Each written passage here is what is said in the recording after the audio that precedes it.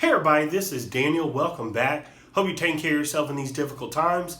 Today I want to talk about the benefit of the doubt that we give in regards to conversations and analysis on racism and how this actually hinders us from talking about it intelligently, recognizing it, and dismantling it. Before we jump into some examples of this, I first want to give credit where it's due. I was inspired to talk about this because of Bomani Jones with ESPN. And he talked about this on his podcast, The Right Time. He talked about this in a great conversation with Will Cain on Will Cain's show. I'm going to include a link because it was a masterful job by Bomani Jones. And I felt like it was a point that needed to be amplified. So I'm talking about it here. So when I say the benefit of the doubt, this is what I mean. I'm talking about whenever we're talking about the actions or the words of a person that can be construed as racially ignorant, prejudiced, or racist.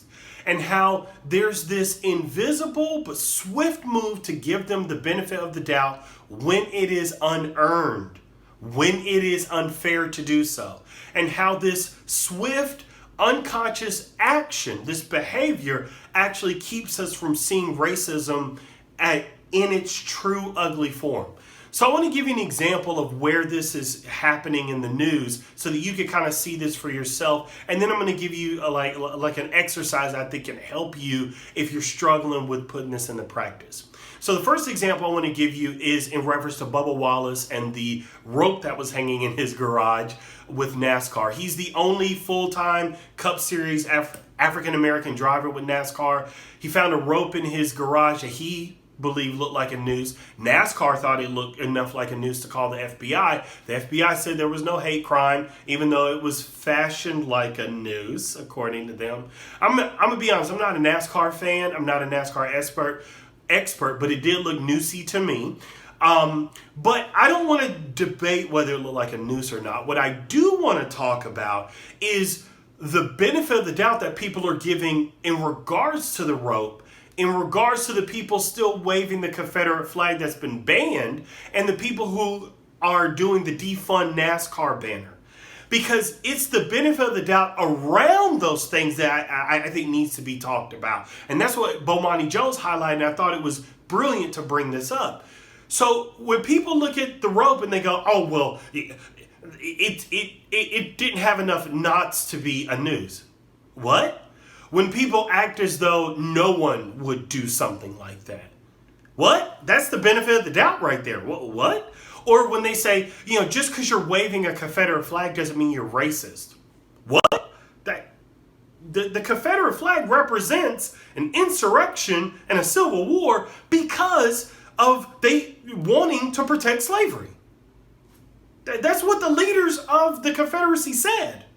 So what do you mean it's not racist? This is the benefit of the doubt that I'm talking about. And so we breeze by it in the conversation to the point where we're not having an accurate discussion about all the ways that racism is hiding in the story and driving the actions of the antagonists in the story. Instead, what we're doing is we're getting caught up in these quibbles and missing the bigger picture. I want to give you another example of where this has happened recently. I'm going to include a link to this as well, where there's 3 North Carolina cops who have gotten in trouble because they said some horribly racist things. Like they talked about wanting to slaughter N-words. And that is absolutely disgusting. And the fact that they call black people N-words says a lot more about them than it does about black people. Because if you're calling us that came from somewhere, that's inside you. You need to analyze why you feel the need to call us that, because that's not what we are. And so I think it's important to look at what the cops said, okay? Because the cops specifically said, no, we're not racist. We're just stressed out because of everything going on, this climate with law enforcement. And I read that and I was like, what?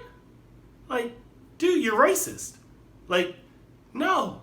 And there are people who are going to think, yeah, I could see him. The way he said was terrible, but he's not really a bad person.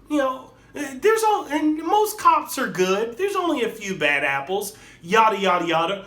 all are terms that give the benefit of the doubt where it's unearned.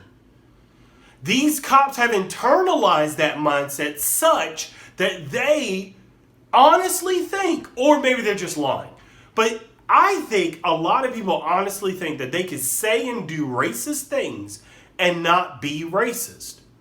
Because they get the benefit of the doubt. Oh, he's just set in his ways. Oh, he's just small-minded. Nah, Peggy, he's racist.